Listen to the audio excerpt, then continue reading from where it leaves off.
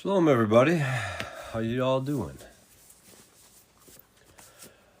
Oh, it's been a great day today, huh? Man, we've had some action today. It has been quite an amazing day. My brain has been fulfilled. Hallelujah. Lots of information coming in today. It was so good. I don't even know what to think of it all. There's so much. I got little bits and pieces that just keep popping into my mind. But shalom, Jeff. Shalom, Christ. Shalom, Scott. Shalom, Rams. And Suzanne. Shalom, Claude. Whoever else is in here.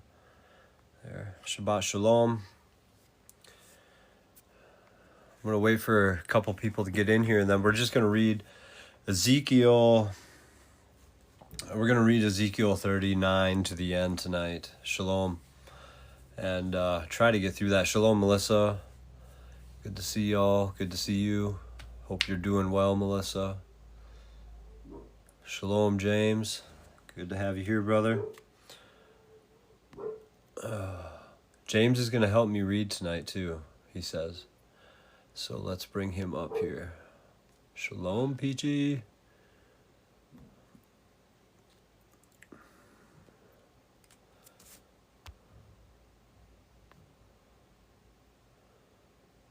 I am so happy it's Sabbath as well. I needed it this week. It was a long, long week. Man, by Tuesday, it felt like it was already Thursday or Friday. Like, it was just a lot. Sick kids right at the beginning of the week. I spent 2 days driving. So I pick up my kids after school on Monday, and that's where the swap is every week. Like, I'll pick them up Monday, and then I'll drop them off on Monday morning at school, and then she picks them up.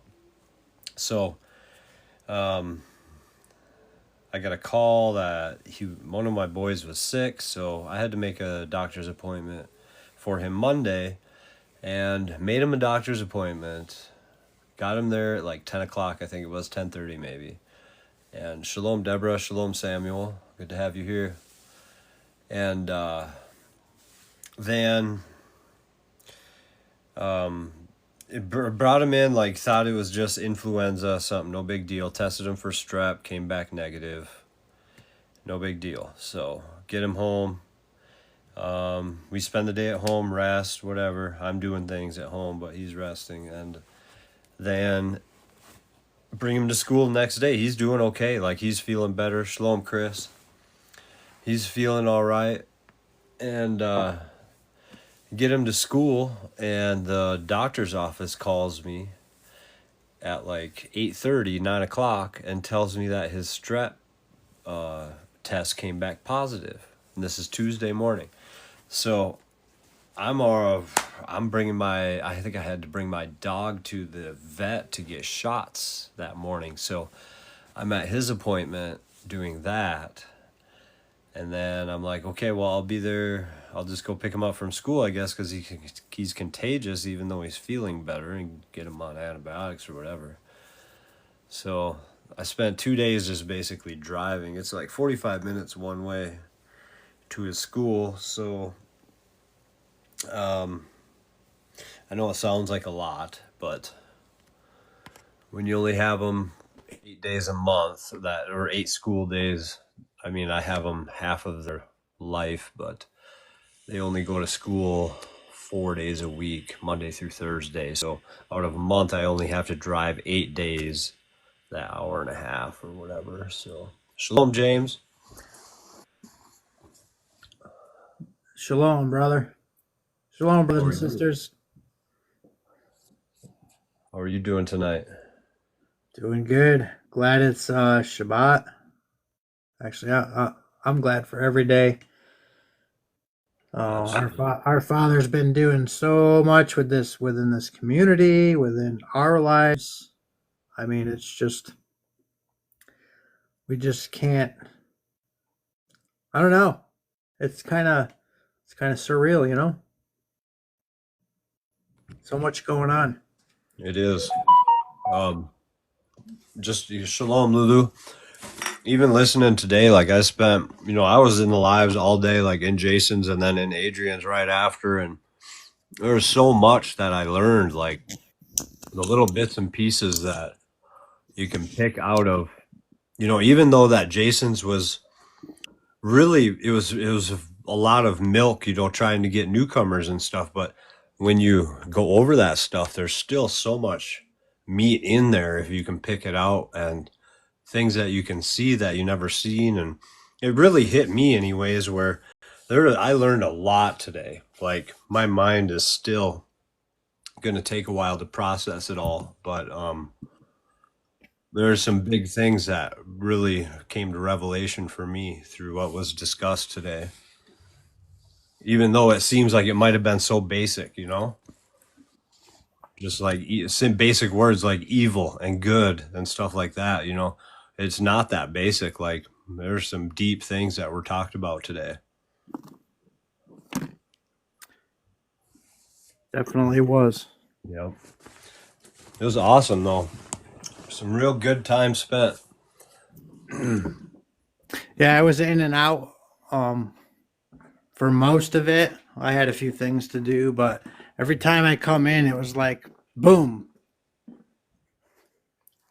kind of like right in your face. Like I've read that so many times, but Yeah. it like takes on a whole new meaning now. Yep. Yeah, when you and just the way it's presented sometimes really changes everything too. Yes. Yeah, Adrian's was very good as well. They both had a lot of good stuff in it in different ways. It was just really good all day, all together, and everybody was really involved. And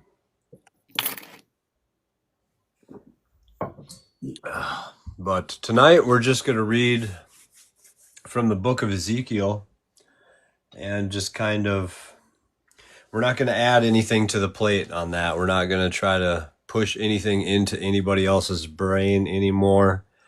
We're just going to read. So we're not going to break nothing down. We're not going to get into depth on anything. We're just going to enjoy this rest, let everything process from what we've heard today. And we're actually going to read the end of Ezekiel, which is, it talks a lot about the New Jerusalem, what's going to happen at the end times after all of the things that we've been learning about and talking about recently. Everyone talks about the promise and stuff like that, and that's what we're going to read about, is the promise right here. So I'm going to get my glasses, and I don't know, we'll probably be reading out a couple different versions just to warn everybody, but I'll be reading out of the scriptures, and I'm not sure what Fly Swatter or James will be reading out of, but if you want to let everyone know, go right ahead. Well, I had my scriptures out, but I will pull out my New King James keyword. Hey, Shabbat Shalom. David, how you doing, brother? If you want to come up, you're more than welcome to come up as well. We're just going to read and talk tonight. No real teaching. We're also, I know I had mentioned doing like a Zoom or some type of, or Google Meet or something last week, but we really want to try and do that this week, tomorrow, like during the day or morning or something. So we'll let you all know about that as well. James and I are going to kind of work on something on that. So More coins from number one top view mic button. Hey, brother. shalom, David. How are you doing, brother? I'm doing good. How are you? Doing great. Doing great. Shalom, brother. Hey, how are you, Flyswatter? All right, doing good. Good, good, good. I've been seeing your stuff on Facebook. I like your posts, man. You're doing good work. Yeah, well, my eyes have been opened past 3 Amen. months or so. Praise Yahweh, man. Praise Yah. Yes, sir. Y'all had a decent week? Yeah, yeah, it was long and strenuous, but happy to be here. That's the biggest thing. There you go. Heck Yeah. yeah. How about you? No, it was good. It was good. We started a new colt, and so I've been, or Charles, he's been ponying me around on that young horse. The last few days, he's been coming along real well. So everything's been very blessed. Nice. Yeah, the weather finally turned here, so we've got like I was actually out in t-shirt today. So compared to -30, that's a heck of a bit difference. Yeah, the weather's been nice here too. It's I mean, I don't ever wear a t-shirt, but I was in my shirt sleeves. Yeah. I Yeah. guess I didn't have I just pulled my long sleeve up. I don't know if I actually got into my t-shirt, but my Yeah. arms were showing a little bit at least. There you go. Yeah. No, it was pretty good. The wind this morning was pretty chilly, but after it laid down a little bit, then it warmed up. Yeah, let's see, I'm right on the border of South Dakota and North Dakota, kind Oh, okay. of Montana. Melissa was asking as well. I'm out in the middle of nowhere. There is nothing by me, and just wind. That's all we have by us is wind and prairie. Yeah. So you got we're gonna just kind of read tonight. You got anything you want to share before we get started? The mic is yours if you do. No, I'm good. Uh, I'm kind of tired this evening, but uh, Adrian and Jason did a great teaching earlier today, and I'm seeing a lot more people on TikTok, different people that are sharing the truth. So it's been a lot of. It seems like a lot's changing. You know what I mean? Yeah, yeah. I mean, it's hard to hide the truth, isn't it? Yeah, it's absolutely. I mean, yeah. Once the Father starts opening your eyes to the truth, it's there's you can't see anything else, and you want to search the Scriptures so your knowledge grows further and further and further, and it's absolutely amazing. That it is. That it is. I have a yearning for it every day, like none other. It is amazing, and I always have had a little bit of yearning, but it's been very, very strong, like the last few months. Yeah, nice.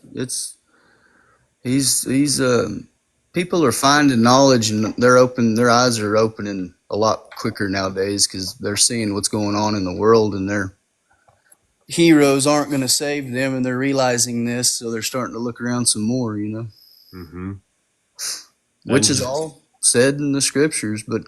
And maybe they're hearing enough of us to saying out there, they're going, well, everything you need to know is right here written in this book. So maybe people are going to get curious and go read it.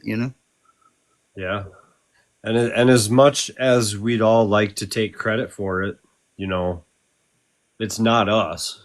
No, yeah, absolutely. Because generations before have been doing the same thing, and they don't see what we see now. So, I mean, it's No, you're absolutely right. 'Cause my father-in-law, he's the one that shared the truth to me the first time, and he studied like we study. You know what I mean? And if this knowledge would have been opened at that time, he'd have known it. I know he'd have known it. You know what I mean? Because that man studied like we do, and he didn't know the knowledge of Enoch and Jasher and Jubilees and you know what I mean, those books. right, right. But he studied the 66 all the time, and that's how I got my foundation was from him. But it was really neat because the way he taught it, he would go read the Torah portion on Shabbat, and then after he read the Torah portion, then he'd go back and go through every single verse and then show you exactly where one of the disciples was quoting it, or multiple times it's all over the the New Testament, he correlates it. It was very neat. I thought it was boring at the time, but now I'm thankful for it. Right. Yeah, but I was a baby in my faith then. I just figured out I weaning off trying to eat right and keeping the commandments, Yeah. Yeah, and that's amazing that, everyone's on their own journey, yet everyone's so willing to accept everyone at their own stages of the journey and stuff. Like, Yeah. when you get into these other religions and stuff, it's like, oh man, you got to do this now or you're done, and it's like, no, like, come on, It's a just try to do this sanctification and learn. period, man. I guess they just don't understand the sanctification period. Right, right.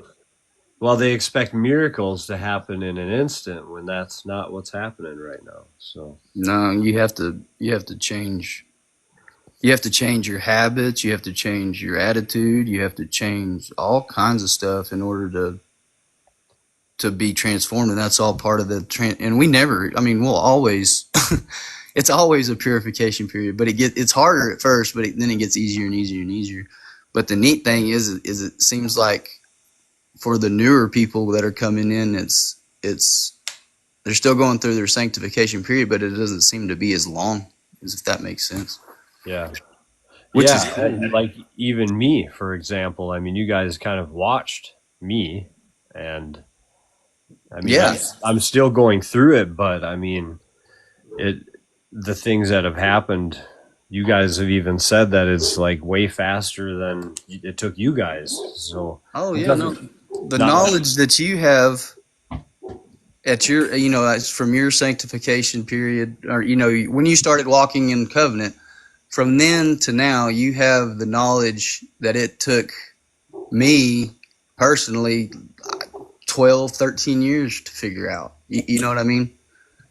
And then just the last 2 or 3 years, or 2 years, I guess it's been, is when I've got a good grasp on the serpent seed doctrine and those kind of things, learning from Michael and Adrian and Jason.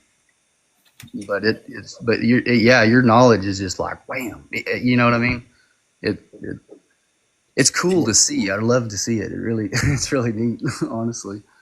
and me, I just feel like I still feel like I'm not learning enough. Like I still feel like I'm way behind. So, like, I I mean, don't yeah, I think still maybe, but either way, it's like I'm just so thankful that he's working through me and showing me, and it's definitely not me. So like we were talking about at the beginning of this, like he's working and pulling us out, and we got to answer that call. Yes, sir. Yeah. No, exactly. You're exactly right. But it's just anybody out there that knows to keep the commandments and knows to keep Shabbat and eat clean is ahead of the game with most people out there in the world. You know what I mean? Yeah, And then all you got to do is all you got to do is just keep reading the word and keep reading it, and he'll reveal more and more and more and more and more and more and more. You don't need any of us to teach you. He'll right. teach you. It's absolutely amazing. Well, and that's the amazing part is like I already was on the journey of eating clean and like following the Torah and stuff like that before I even met all you guys. I've been doing it for about a year and a half now. And now that like I met you guys have unlocked a whole nother level of understanding that I never even considered before, Like he was like, "All right, you're gonna follow my ways." Like that's all I cared about was just seeking his ways so that I could be whatever he wanted me to be. And then he brought me to you guys, and it was just like kaboom. Here you go. Here's just a plethora of knowledge and wisdom that you can just decide what you want to do with. Yeah. No, he heard your prayers. You asked for wisdom and knowledge, and he give it to you. Well, hallelujah for that. Yes, sir. No, it's absolutely amazing. And that's when he really opened my eyes and gave me meat of scripture. Like the understanding of more, the meat was. I guess one day I was like, I just asked the Father. I just told the Father. I said I was walking down to the barn to feed horses, and I said, Father, I said I want to be close to you, and I want to be a vessel for you, and I will get rid of anyone I have to. Just I give you my word, and he was like, all right. And I felt led to get baptized again. I've already was baptized for repentance, years ago when I saw the truth of the Torah. Mm-hmm. But after this last one, and I did it myself in the stock tank, I just made sure it was running water and it was flowing over, and you know what I mean, Yep. and it pumped out of the well. It's our water, it's good water. And, Oh yeah. And I baptized myself and my wife again, and it was different. You know what I'm saying? It was really I get I do get emotional talking about it, but it's way different, and it was way different. Right.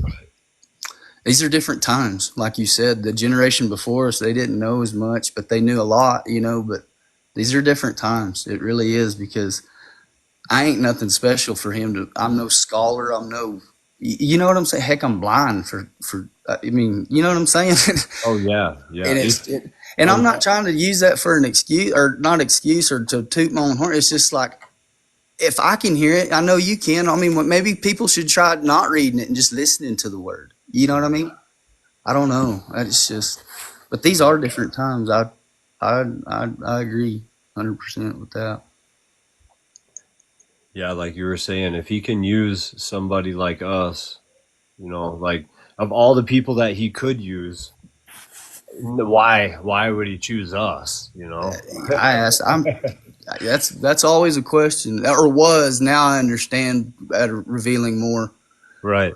scripture and more personal stuff between he and I that's private. But at first, it's like, why, and then all of us have similar stories. None of us were angels. You know what I mean? And Mm-hmm. it's like, because once we get dedicated to something, he knows we're dedicated to it, and he knows we'll die for it, or you know what I mean? Yeah.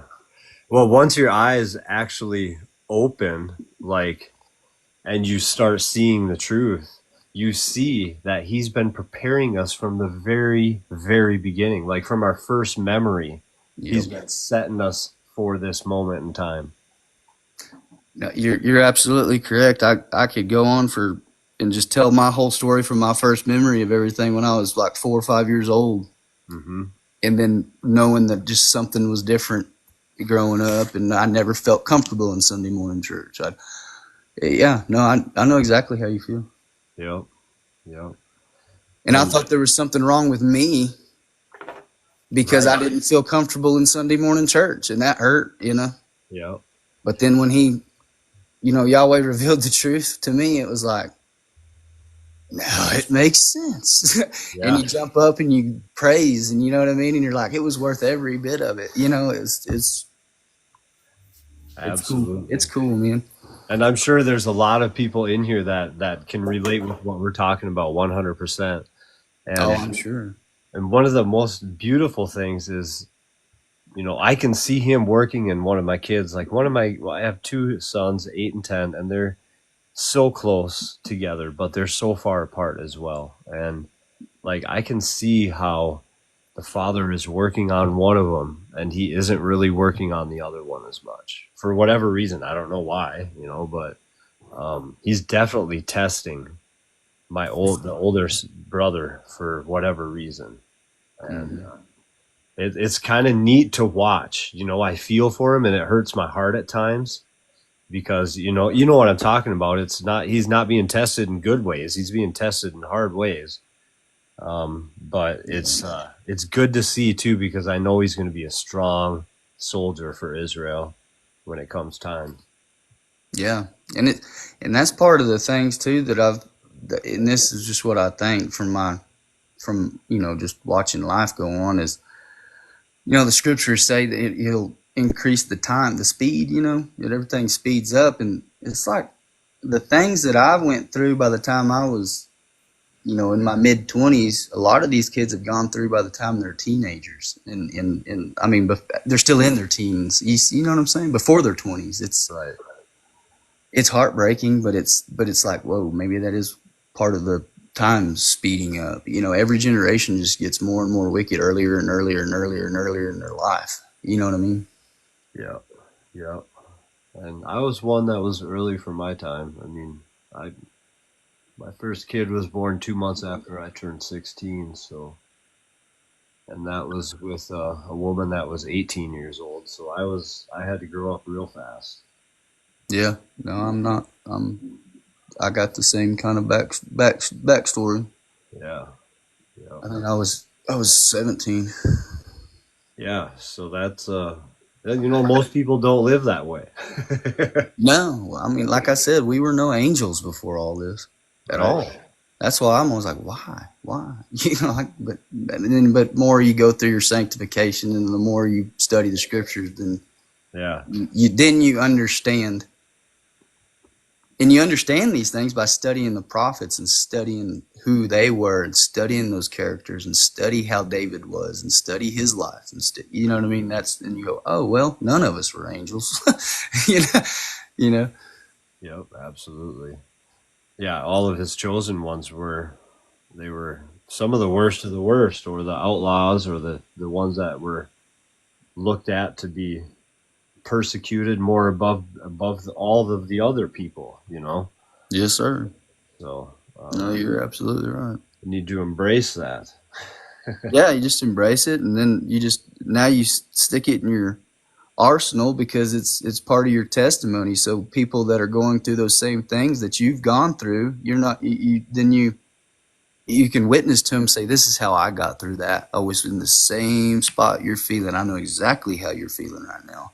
That's You right. know what I mean? And they listen, That's right. and they can see the light in you, and because that's the way, and they go, well, it's just I don't even know how to explain it. They're these different experiences, I've had, and other people have had. And Yep. it's legit. Yep, it is. And when you can see it firsthand, that's when you can see how the Father is truly working, and you're set apart from the rest of the people of the world, or other people are set apart from the rest of the people of the world. I'm looking for it every day that I'm out there now. I'm looking for it. I don't see it, but I'm looking for it. Yeah. But I don't really talk to many people, besides on here about things like in face-to-face interaction. I don't get deep about things too much because it's just not where I live. It's just not possible, really. I don't. Yeah. I don't I mean, see anybody. you got to use the discernment. You know what I mean? He'll tell you when to speak and when not to. Yeah. Well, I might see like one person at a grocery store or something, but that's like literally I just don't see anybody. Oh, that's right. Yeah, I forget. You were out there. Oh, yeah. Yeah. So I mean, this is my only way to really get through to people. Well, thank the Father you've got that, man. Yeah, hallelujah. Otherwise, I'd have to be traveling hundreds of miles to get to any masses of anybody. Yeah. Oh, hey, let me ask you a quick question, and you don't have to go into a lot of teaching or nothing.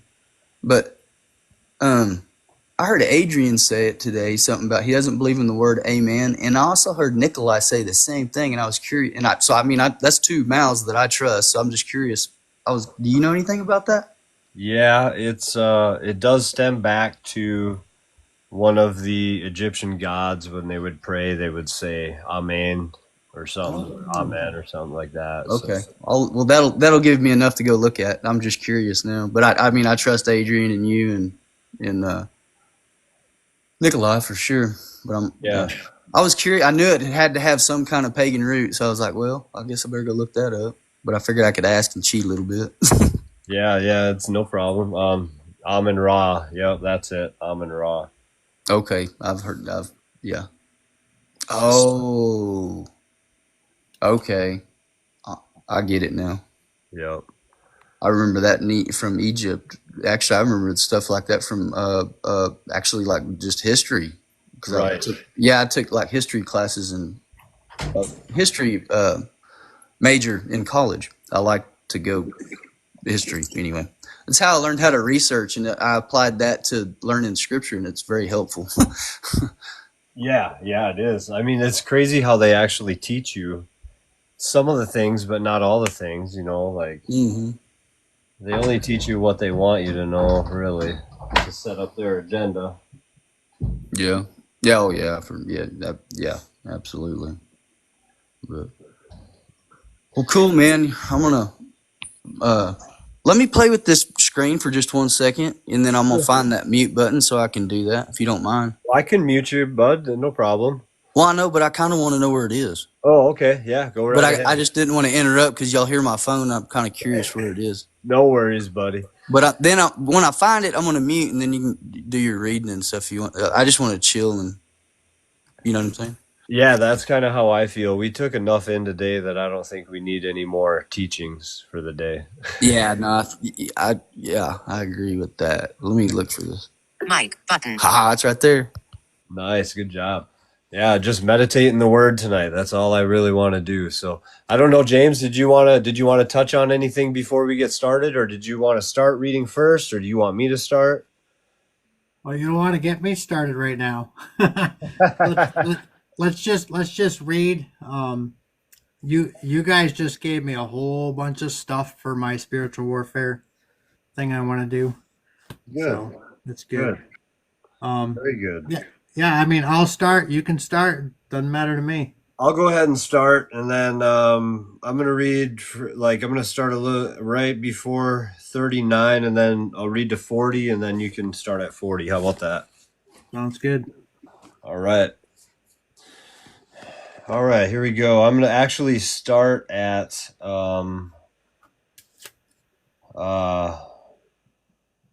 verse 21 of chapter 38, and this is in All right, Ezekiel. I'm actually going to be reading out of the NASB 95, not the New King James. Okay, that's all right. I don't mind that one. And I'm reading out of the scriptures for everybody.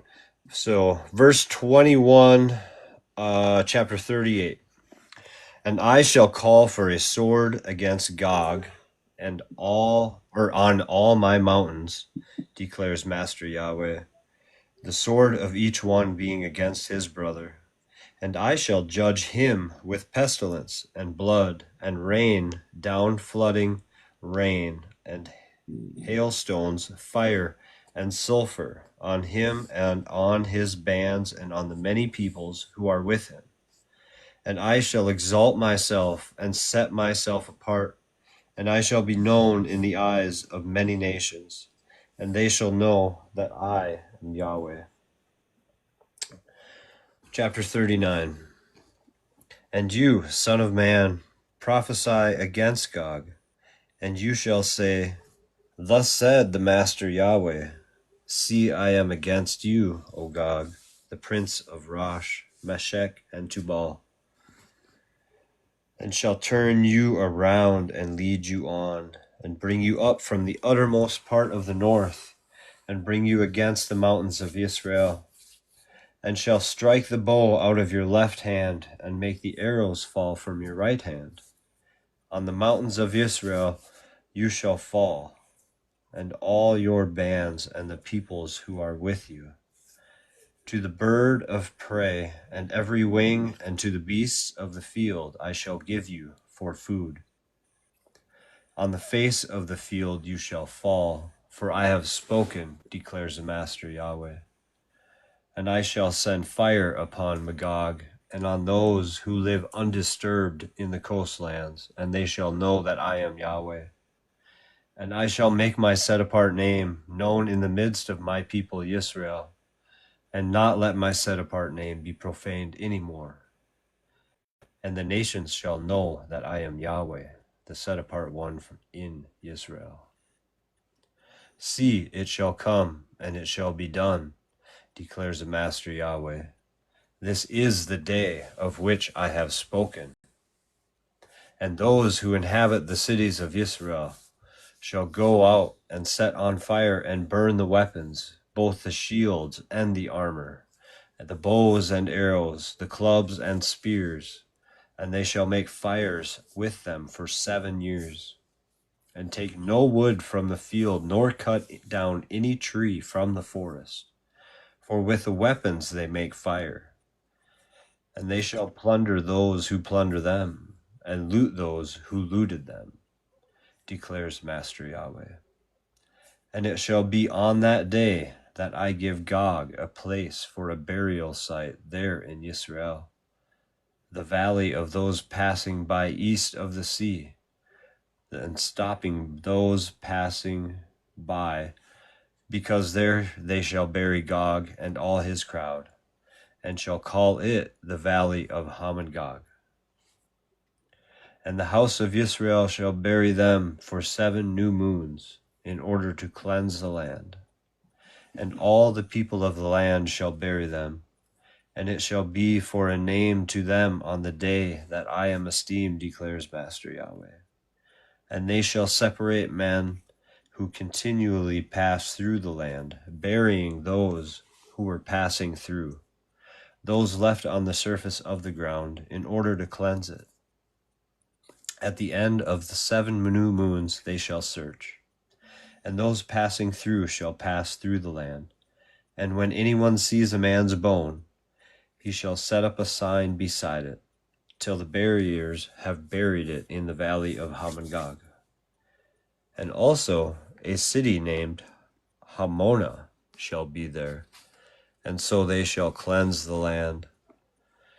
And you, son of man, thus said the Master Yahweh, say to the bird of every wing, and to every beast of the field, assemble yourselves, and come together from all around to my slaughtering, which I am slaughtering for you, a great slaughtering in the mountains of Israel.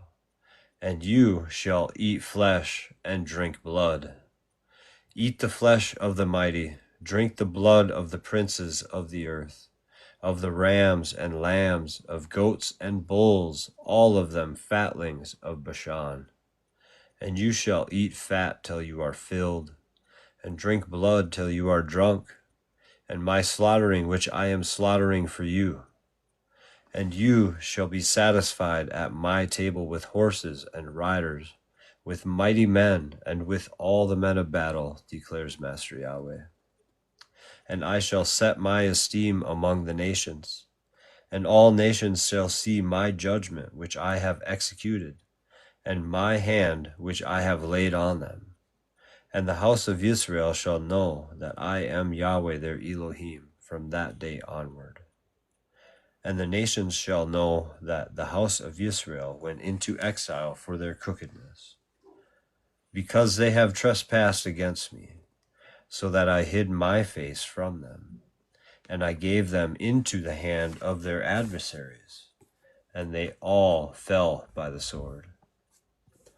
According to their uncleanness and according to their transgressions I have dealt with them, and hidden my face from them.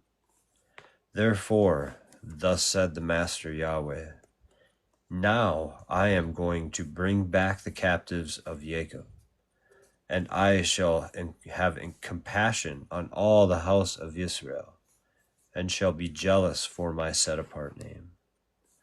And they shall have borne their shame, and all their trespasses they committed against me, when they dwell safely in their own land, with none to make them afraid, when I have brought them back from the peoples, and gathered them out of the lands of their enemies. And I shall be set apart in them before the eyes of many nations. And they shall know that I am Yahweh their Elohim, who sent them into exile among the nations, and then gathered them back to their land, and left none of them behind. And no longer do I hide my face from them, for I shall have poured out my spirit on the house of Israel, declares Master Yahweh. Hallelujah. That's what we're talking about. He is not playing, is he, Melissa? Great.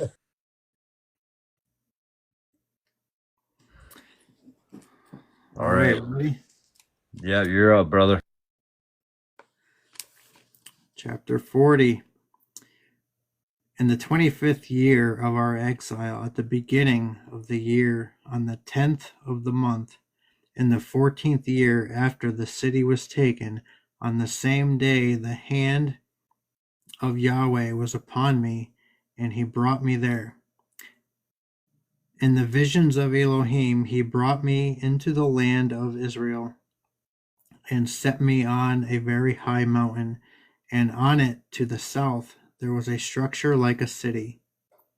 So he brought me there, and behold, there was a man whose appearance was like the appearance of bronze, with a line of flax and a measuring rod in his hand, and he was standing in the gateway. The man said to me, Son of man, see with your eyes, hear with your ears, and give attention to all that I am going to show you. For you have been brought here in order to show it to you. Declare to the house of Israel all that you see.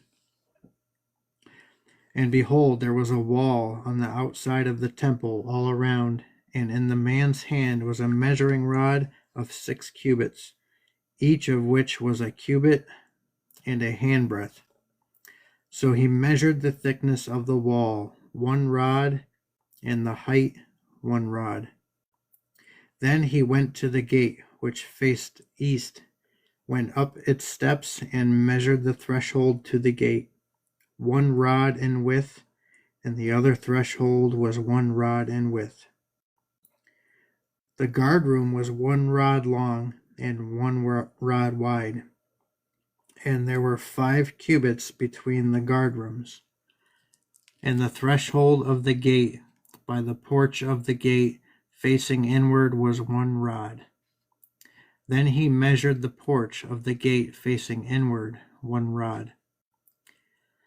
He measured the porch of the gate 8 cubits, and its side pillars 2 cubits, and the porch of the gate was faced inward.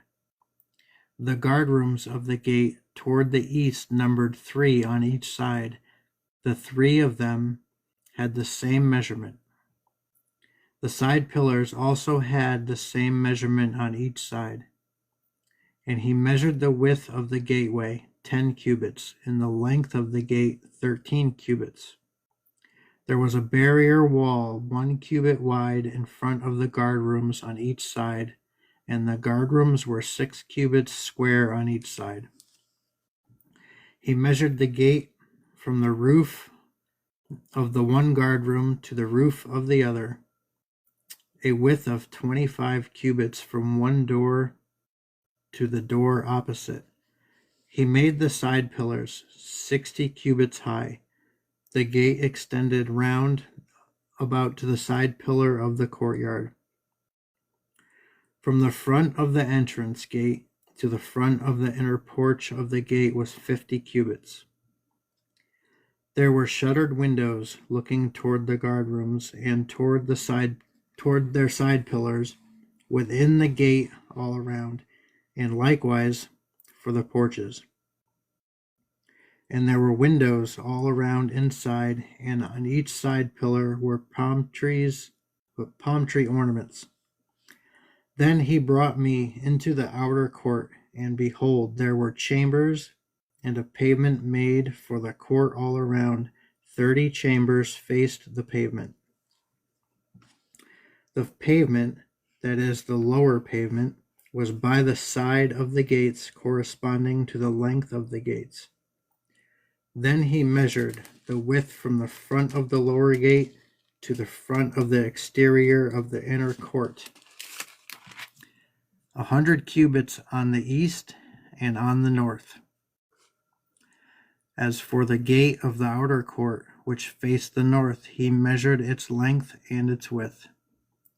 It had 3 guard rooms on each side, and its side pillars and its porches had the same measurement as the first gate. Its length was 50 cubits, and the width 25 cubits. Its windows and its porches and its palm tree ornaments had the same measurements as the gate which faced towards the east, and it was reached by 7 steps, and its porch was in front of them. The inner court had a gate opposite the gate on the north, as well as the gate on the east, and he measured 100 cubits from gate to gate. Then he led me toward the south, and behold, there was a gate toward the south, and he measured its side pillars and its porches according to the same measurements. The gate and its porches had windows all around like those other windows. The length was 50 cubits, and the width 25 cubits. There were 7 steps going up to it, and its porches were in front of them. And it had palm tree ornaments on its side pillars, one on each side. The inner court had a gate toward the south, and he measured from gate to gate toward the south 100 cubits. Then he brought me to the inner court by the south gate, and he measured the south gate according to those same measurements. Its guardrooms also, its side pillars, and its porches were according to those same measurements. And the gate and its porches had windows all around. It was 50 cubits long and 25 cubits wide. There were porches all around, 25 cubits long and 5 cubits wide. Its porches were toward the outer court, and palm tree ornaments were on its side pillars, and its stairway had 8 steps. He brought me into the inner court toward the east, and he measured the gate according to those same measurements. Its guardrooms also, its side pillars, and its porches were according to those same measurements. And the gate and its porches had windows all around. It was 50 cubits long and 25 cubits wide. Its porches were toward the outer court, and palm tree ornaments were on its side pillars on each side, and its stairway had 8 steps. Then he brought me to the north gate, and he measured it according to those same measurements, with its guardrooms, its side pillars, and its porches. And the gate had windows all around. The length was 50 cubits, and the width 25 cubits. Its side pillars were towards the outer court, and palm tree ornaments were on its side pillars on each side, and its stairway had 8 steps. A chamber with its doorway was by the side pillars at the gates. There they rinsed the burnt offering. In the porch of the gate were 2 tables on each side on which to slaughter the burnt offering, the sin offering, and the guilt offering. On the outer side, as one went up to the gateway toward the north, were 2 tables, and on the other side of the porch of the gate were 2 tables. 4 tables were on each side next to the gate, or 8 tables on which they slaughter sacrifices. For the burnt offering there were 4 tables of hewn stone, a cubit and a half long, a cubit and a half wide, and 1 cubit high, on which they lay the instruments with which they slaughter the burnt offering and the sacrifice.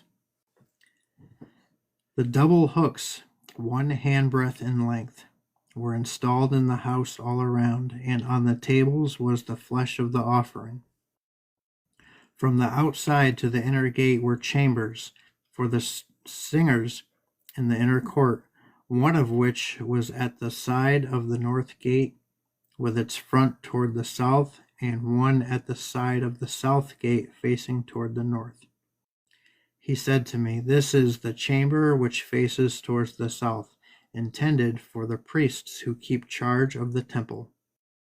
But the chamber which faces toward the north is for the priests who keep charge of the altar. These are the sons of Zadok, who from the sons of Levi come near to Yahweh to minister to him." He measured the court, a perfect square, 100 cubits long and 100 cubits wide, and the altar was in front of the temple. Then he brought me to the porch of the temple and measured each side pillar of the porch, 5 cubits on each side, and the width of the gate was 3 cubits on each side. The length of the porch was 20 cubits, and the width 11 cubits, and at the stairway by which it was ascended were columns belonging to the side pillars, one on each side. It's a good thing we aren't trying to study into anything, because this is a lot right here, but That's deep. yeah. I mean, there's more here than I even want to touch on. But one thing that we can use, out of this is that we can see what is not the truth by this. You know what I mean? Like, if things are not set up how this is saying it's set up, then that's not the New Jerusalem, as some are claiming. There's some other out there that are claiming that we are the New Jerusalem and whatnot. So What I got out of that is everything is measured out. It's right in this book. It's yeah. right here for us to read, for us to learn. And, in the church, it's confusion. It's mass confusion. Is it this? Is it this? Or is it this? If you read for what this says, especially through the prophets, you will know exactly what it says, exactly what we're supposed to do. Right. Yeah, he's very precise. He like Jason was saying in his thing earlier today, and like I've always said, there is no gray area, there is no middle ground, there's opposites. It's either this or it's that. So that's where the whole Christian church lies, is that gray area. And that's kind of what that tree of good and evil is that gray area, where they kind of want to accept a little bit of both. Yep. So, all right, I'll start reading chapter 41, and hopefully this helps everyone just kind of get to sleep tonight, like Just hear his word. yes. I'll probably read up to like 43, just since they're kind of shorter here. Okay. And he brought me into Hekel, and he measured the doorposts 6 cubits wide on one side and 6 cubits wide on the other side, the width of the tent. And the entrance was 10 cubits wide, and the side walls of the entrance were 5 cubits on this, 5 cubits on this side, and 5 cubits on the other side. And he measured its length 40 cubits and 20 cubits wide. And he went inside and measured the doorpost 2 cubits, and the entrance 6 cubits high, and the width of the entrance 7 cubits. And he measured the length 20 cubits, and the width 20 cubits, to the front of the Hekel. And he said to me, "This is the most set apart place." And he measured the wall of the house 6 cubits, and the width of each room all around the house was 4 cubits on each side. And the side rooms were on 3 levels, one above the other, 30 rooms on each level.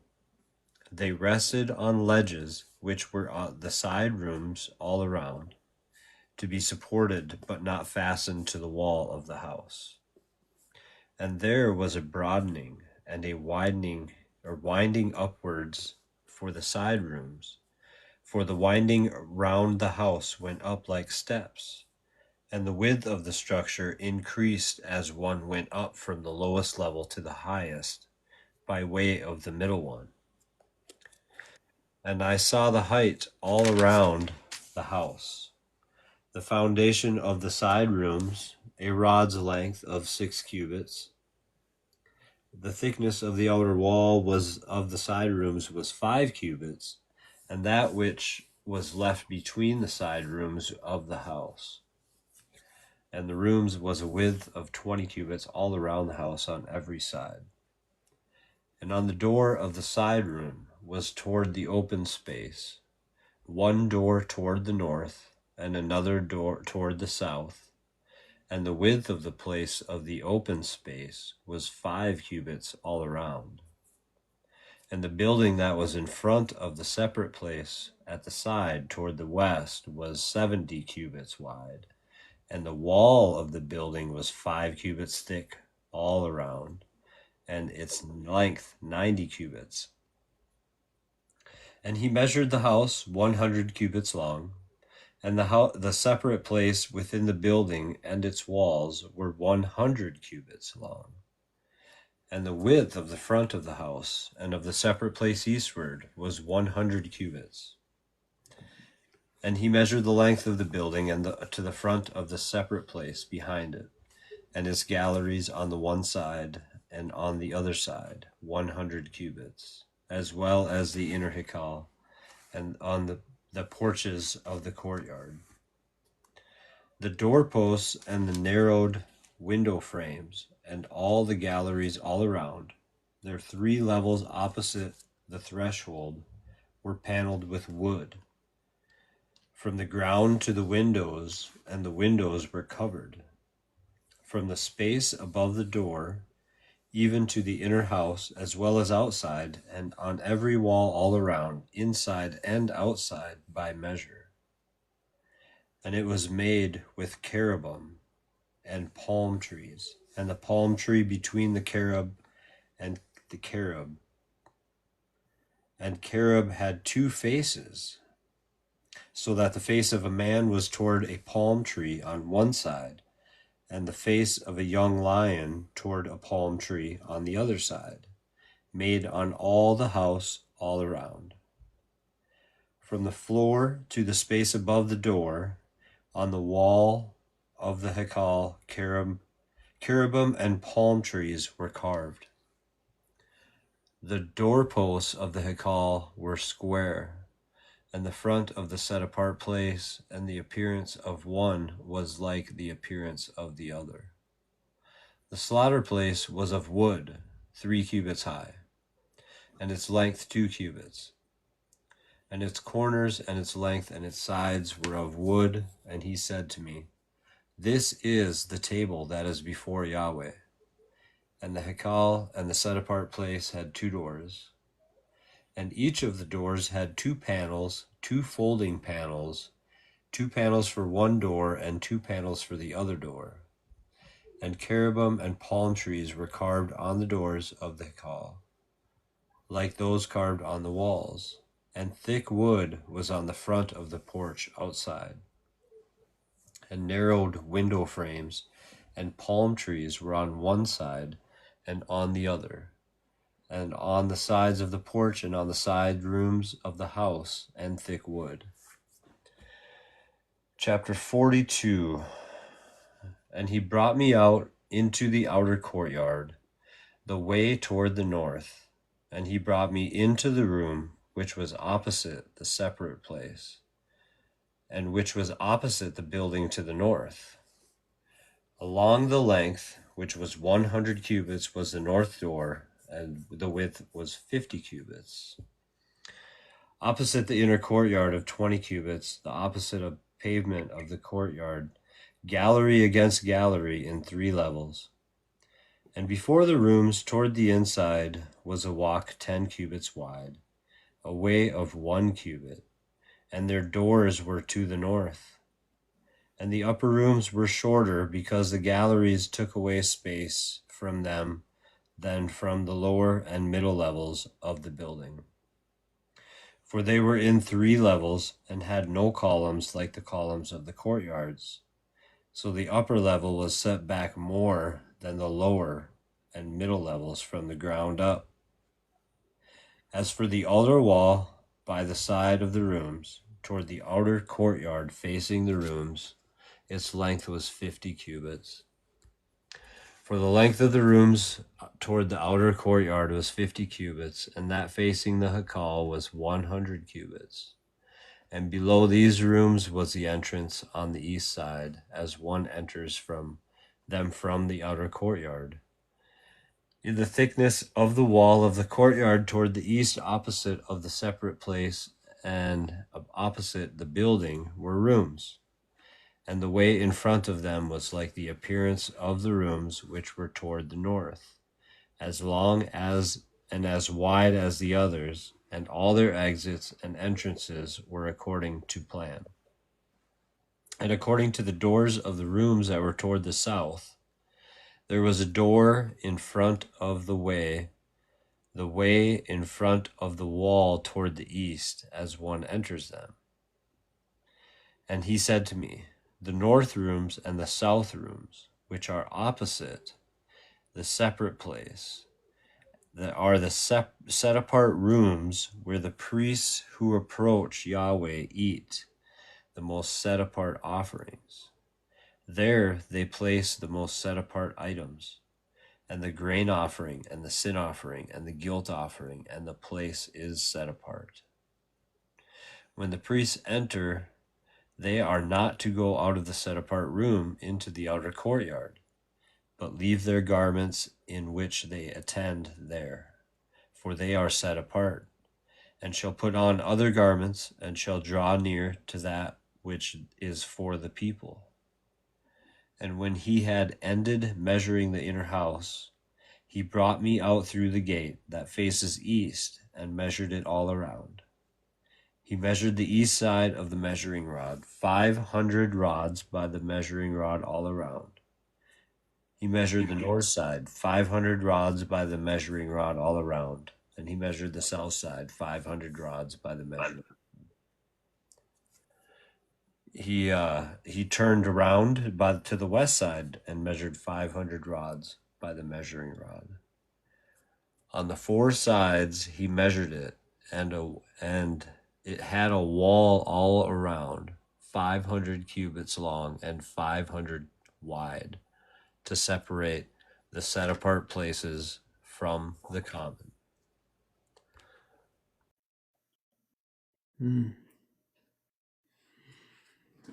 Not a lot of anything really to touch on there yet, but we should be getting into something Yep.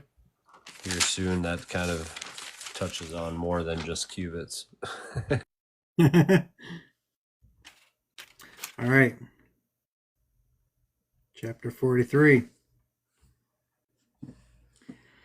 Then he led me to the gate facing toward the east, and behold, the glory of the Elohim of Israel was coming from the way of the east. And his voice was like the sound of many waters, and the earth shone with his glory. And it was like the appearance of the vision which I saw, like the vision which I saw when he came to destroy the city.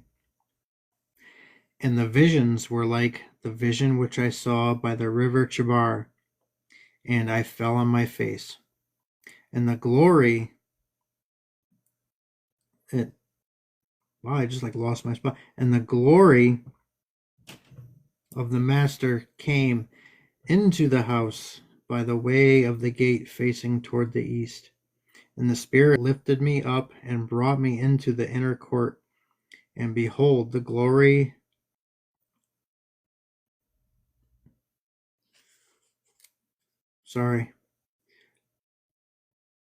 I gotta put my glasses on.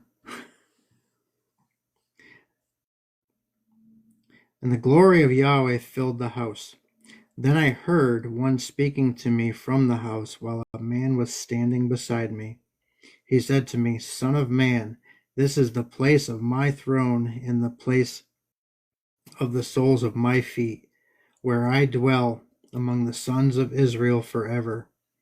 And the house of Israel will not again defile my holy name, neither they nor their kings, by their harlotry and by the corpses of their kings when they die, by setting their threshold by my threshold, and their doorpost beside my doorposts, with only the wall between me and them. And they have defiled my holy name by their abominations which they have committed. So I have consumed them in my anger.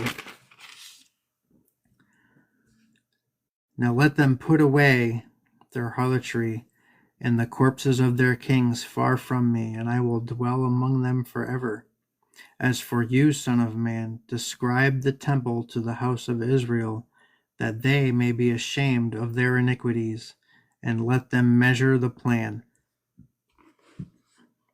If they are ashamed of all that they have done, make known to them the design of the house, its structure, its exits, its entrances, all its designs, all its statutes, and all its laws, and write it in their sight, so that they may observe its whole design and all its statutes and do them. This is the law of the house. Its entire area on the top of the mountain all around shall be most holy. Behold, this is the law of the house. And these are the measurements of the altar by cubits, the cubit being a cubit and a handbreadth. The base shall be a cubit, and the width a cubit, and its border on its edge round about one span. And this shall be the height of the base of the altar. From the base on the ground to the lower edge shall be 2 cubits, and the width 1 cubit. And from the smaller ledge to the larger ledge shall be 4 cubits, and the width 1 cubit. The altar hearth shall be 4 cubits, and from the altar hearth shall extend upwards 4 horns. Now the altar hearth shall be 12 cubits long by 12 wide, square in its 4 sides.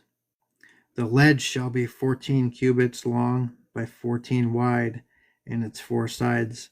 The border around it shall be half a cubit, and its base shall be a cubit round about, and its steps shall face the east. And he said to me, Son of man, thus says the Master Yahweh, these are the statutes for the altar on the day it is built, to offer burnt offerings on it and to sprinkle blood on it. You shall give the Levitical priests who are from the offspring of Zadok, who draw near to me to minister to me, declares the Master Yahweh, a young bull for a sin offering. You shall take some of its blood and put it on its 4 horns, and on the 4 corners of the ledge, and on the border round about. Thus you shall cleanse it and make atonement for it. You shall also take the bull from the sin offering, and it shall be burned in the appointed place of the house outside the sanctuary. On the 2nd day you shall offer a male goat without blemish for a sin offering, and they shall cleanse the altars as they cleansed it with the bull. When you have finished cleansing it, you shall present a young bull without blemish and a ram without blemish from the flock. You shall present them before the Lord, and the priest shall throw salt on them, and they shall offer them up as a burnt offering to Yahweh. For 7 days you shall prepare daily a goat for a sin offering, also a young bull and a ram from the flock without blemish shall be prepared. For 7 days they shall make atonement for the altar and purify it, so shall they consecrate it. When they have completed the days, it shall be that on the 8th day and onward the priests shall offer your burnt offerings on the altar and your peace offerings, and I will accept you, declares the Master Yahweh. You want me to keep going? If you want to, that's totally fine. I just want to touch on something though, like the 8th day. All right, there's notice of that. We don't have an 8th day right now. I just want to point that out. The cubit, I wanted to touch on that. It means a measurement, from the elbow to the fingertip, or the middle tip of the middle finger. But if you look at the root word, it also means mother, grandmother, stepmother. So if you're looking at how he wants this place set up in order to procreate, in order to flourish, multiply, he's going to be requiring, these amount of women or mothers or grandmothers or stepmothers or whatever, to be in place as well. That's what it could mean as well. It's just something to think about when it's talking about cubits as well. So, just I don't know where I'm trying to go with that. I just wanted to share with that so everybody can kind of use that as perspective when they're thinking about it as well. Some of the verses I could see where it could apply, and some of them I can't. Yep. But yeah, if you want to keep reading, that'd be great. Yeah, I'll do 44. All right. Thank you. Shalom, Michael. All right. Then he brought me back by the way of the outer gate of the sanctuary, which faces the east, and it was shut. Yahweh said to me, This gate shall be shut, it shall not be opened, and no one shall enter by it. For Yahweh, the Elohim of Israel, has entered by it. Therefore it shall be shut. As for the prince, he shall sit in it as prince to eat bread before Yahweh. He shall enter by way of the porch of the gate, and shall go out by the same way. Then he brought me by way of the north gate to the front of the house, and I looked, and behold, the glory of Yahweh filled the house of Yahweh, and I fell on my face.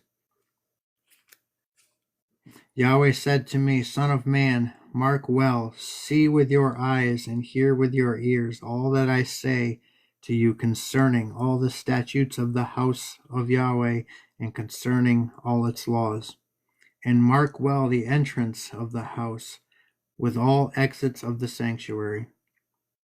You shall say to the rebellious ones, to the house of Israel, Thus says the Master Yahweh, Enough of all your abominations, O house of Israel.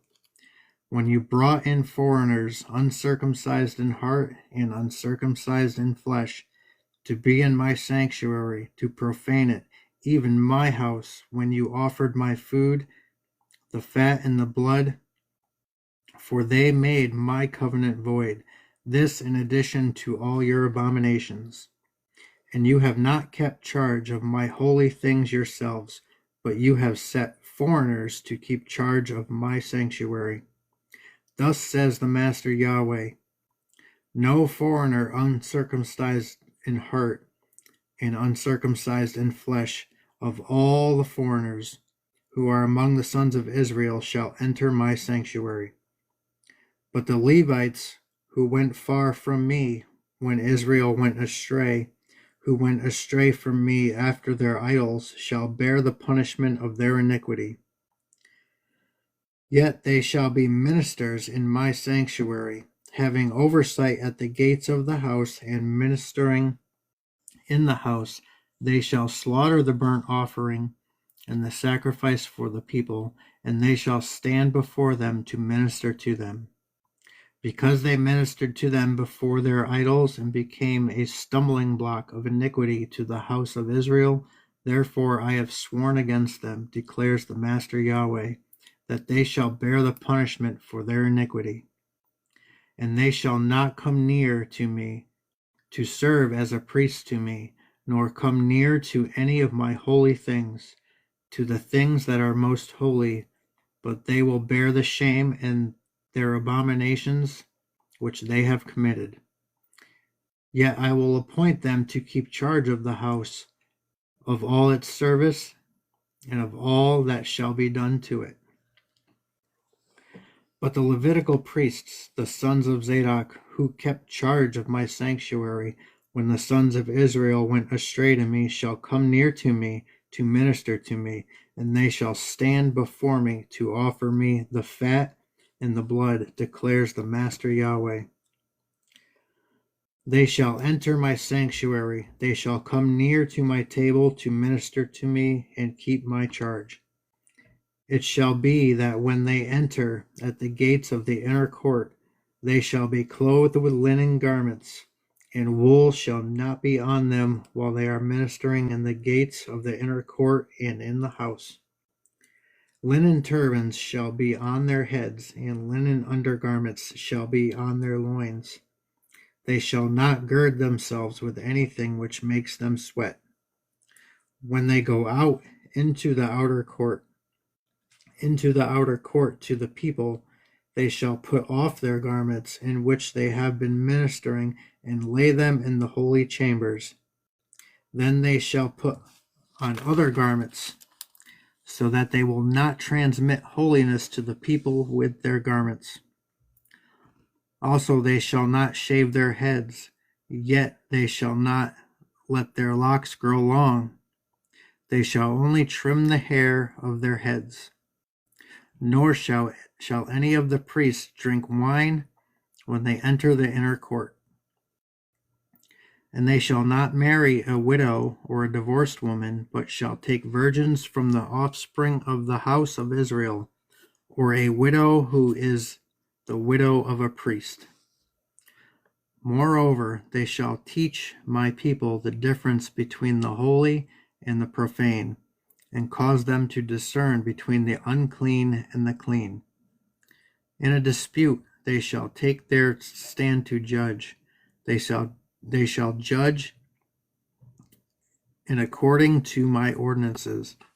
They shall also keep my laws and my statutes and all my appointed feasts, and sanctify my Sabbaths. So not go to a dead person to defile themselves. However, for father, for mother, for son, for daughter, for brother, or for a sister who has not had a husband, they may defile themselves. After he is cleansed, 7 days shall elapse for him. On the day that he goes into the sanctuary, into the inner court, to minister in the sanctuary, he shall offer his sin offering, declares the Master Yahweh. And it shall be with regard to an inheritance for them, that I am their inheritance, and you shall give them no possession in Israel. I am their possession. They shall eat the grain offering, the sin offering, and the guilt offering, and every devoted thing in Israel shall be theirs. The first of all their fruits of every kind, and every contribution of every kind, from all your contributions shall be for the priests. You shall also give to the priest the first of your dough, to cause a blessing to rest on your house. The priest shall not eat any bird or beast that has died a natural death or has been torn to pieces.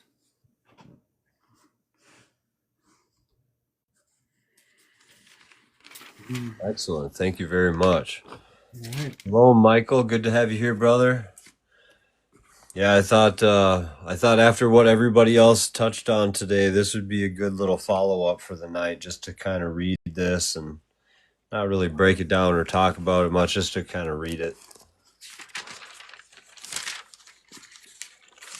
But I don't know if you're there or not. I can't see if he's even unmuted or muted. Oh, He's muted. for some reason he's down at the bottom there. But anyways, I'll just keep reading here at 45. Oh, I didn't even know I was up. Sorry, I was getting some dishes. Oh, you're fine. Yeah, It's been a long day. I'll tell you what.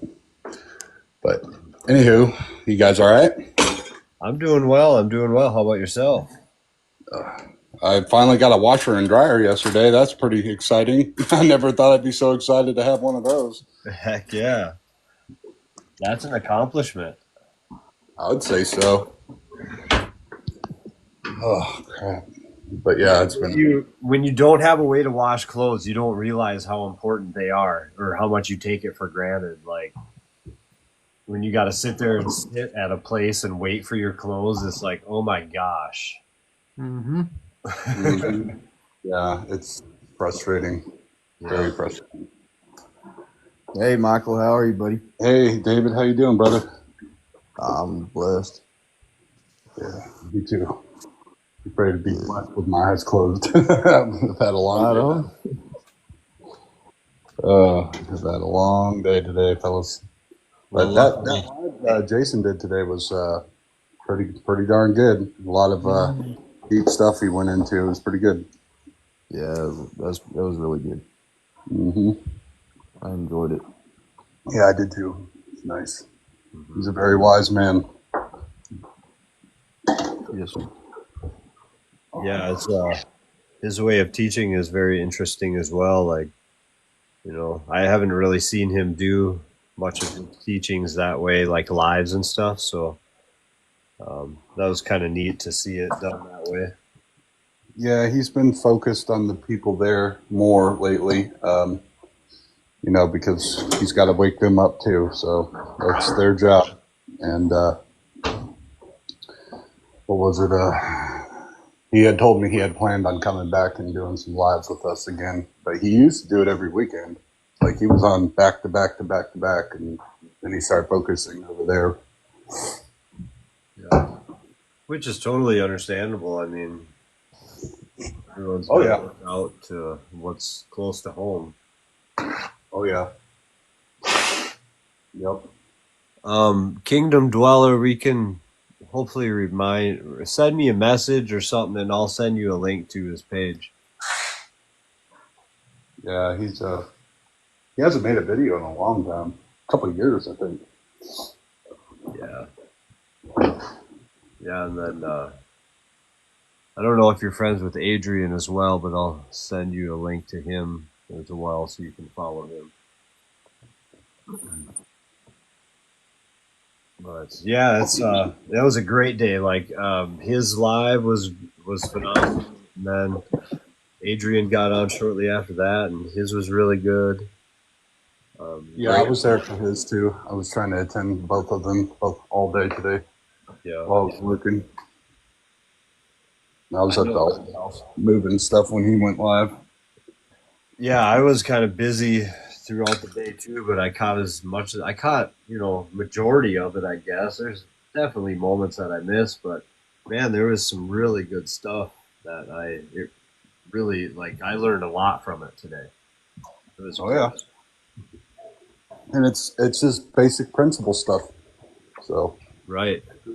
but it's all prophetic parable stuff as well. So you get to learn how the parables work and how you define scripture with scripture, and that's what it's really all about, guys. It's not leaning on your own interpretations, which is exactly what the Christian church does. Is they lean solely on what they think this thing means. And I heard what Adrian said earlier, and I 100% agree with him when he said it. Is if you don't know the prophets or the Torah or the Psalms, you might as well rip that book of Revelation right out of your Bible, because it's null and void to you. Because you're going to go in and try to read it with your own understanding. You're gonna pretty much go around just like everybody else is and believe whatever you think it says. And that's why you have people drawing drawings of a lion with 7 heads and 10 horns and stuff. Yeah, all the stuff that I believe. Yeah. Yep. Yeah, and then to expound on that, like you could even do the same thing with the Old and the New Testament with the Book of Enoch. I mean, they both kind of like there's so many quotes from the Book of Enoch and stuff, and all the stuff that comes from the Book of Enoch in there. I've read the Book of Enoch a few times, but not enough to like know everything. But I know enough to know that there's a lot that is paralleled with it. All of them quote it sometime or another. Right. That I could think of. Every prophet quotes from it. Literally, Isaiah, Jeremiah, all of them. Yeah. And if you read Jeremiah 36, Jeremiah 36 confirms the writings of Baruch that were burned and rewritten and hidden. And they used to be in our Apocrypha back in the day, and that book in itself is really good. It also talks about the angels mixing seed as well. Yep. So it's another witness to it. Yeah, Second Baruch, there's a lot of knowledge in Second Baruch. Well, all of them, but Second Baruch especially. Yeah. And I heard that they went to Second Ezra today too. Yeah, that's a deep. All the books that were removed are just so deep. Yep. Second Ezra 780 through 99. Mm-hmm. Yeah. And I never caught it before today either, till Adrian read it out loud, and I was like, "Whoa!" Oh yeah, It was, yeah, it was a good one. yeah. I like that passage a lot. Now, Yeah, the Baruch was actually one that I was gonna read next. So maybe that you guys talking about it is, nothing's coincidence, right? There you go. Yeah, read it, bro. Definitely read it. It's full of wisdom. Yeah, it's full of understanding, and you can't disprove it either. Angela, did I see the scene at the Wall of Sistine Chapel? No, you know what? To be honest with you, I haven't really been trying to focus. Because the world's going to do what the world's going to do. I'm not stressed out about it. It's going to happen, and it's going to happen. Um, we're in due, way past due for a good birth pain to happen. So we're just really waiting for that. It's been pretty quiet lately. I saw what happened with Trump and the leader of Ukraine or whatever his name is today, but other than that, I'm not stressing about that stuff. Right on. I don't even know what you guys are talking about. That's how much I keep up with things. Yeah, it's just entertaining for me. Yep. That's all it really is entertainment. But there's stuff to look for and signs to be seen. Yeah. Yeah. A lot of symbolism to be seen. Yep. And yeah, honestly, I'm just kind of waiting for the place to burn. Yeah. Right now, that's pretty much it. honestly, that's why I made those Levite videos and try to wake them up. Hello, either you're in or out. Remember not Deuteronomy, Exodus 32, when Moses stood before and said, "Who stands for Yahweh?" And the Levites crossed, and they stood for Yahweh. That's got to be us, fellows. Yep, that's right. No matter what. I refer to that all the time about him drawing the line in the sand, and that's what our Father is doing right now. Is he's drawing a line in the sand in front of every single person that he's calling, and asking them what choice do you want? Are you going to follow your pagan gods, or are you going to follow me? Yeah. No, I've already taken my oath. Yep. Oh yeah. That's just a personal thing for me, but you know what I mean. Oh yeah, I think all four of us have up here. We I don't see any of us turning away, just from the commitment I can see from all four of us. I'm pretty confident in those words. Oh yeah, most definitely. I took my oath, and I'm solid on it. So I'm not moving. I'm not going to budge. And I'll be taking a trip to Tennessee soon, hopefully. Yeah. Maybe you can stop by. Yeah. To be baptized. Somebody else was saying they needed to come and be baptized. I can't remember who it was. Oh, I think you're maybe coming up to Minnesota area to do somebody up there. Oh, I was talking to an old friend up there, but we never got back into contact. So, yeah, old friend of mine. I don't think that's who I was talking to, but No. But if you do, you better stop by my neck of the woods. Yeah, of course. I'm only a day's drive from, a day, 8-hour drive from anywhere in Minnesota. So, Really, you live on the far side of SD? Yeah, yep. About an hour and a half from the border to Montana. So, it's a long state. It'll be a good place. I'm just trying to stay away from everybody. Yeah, and it gets really cold up here. I mean, I know Texas is big too, but it stays warm down there. You got a lot of people that don't like the cold that would do like the warm, if you know what I'm saying. Yeah. No, I get it. I'm Right? just glad nobody can survive out here on the plains. Yeah, yeah, and that's another thing too. Is even though it's warm down there, it's still different. Like on the plains, it's a different type of living. Yeah, the Comanche lived here for a reason. Hmm. Same with up here. I mean, the Dakota Sioux were the I don't know. They say they were like the most ruthless and toughest tribe of them all, but man, you had to be to live out here. Oh yeah.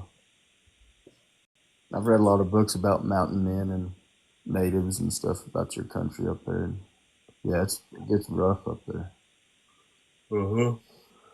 I mean, I can't really say much because I'm not living out in the land or anything. I'm in a house with heat and I have the luxuries and stuff, you know. Yeah, Yeah. but I've been out working. I work outside every winter usually. Well, I have not as I get older. I try to back off, but when I was younger, I mean, we'd be out there -20, -30, trying to use air guns and stuff, and the hose lines are freezing up, and it's just ridiculous. You're spending more time trying to thaw things out than actually getting anything done. Yeah. So, You doing your carpentry stuff? yeah, yeah. Now it's like if it's that cold out and I got an outside job, just don't plan on me coming that day. Because even if it's around 0, I'm probably not coming that day. But everyone has been very nice and patient, and I just try to do like inside stuff, and it's been really good. Like he's been blessing me tremendously this year, and I'm almost set up all the way till next winter already. So Nice. Hallelujah.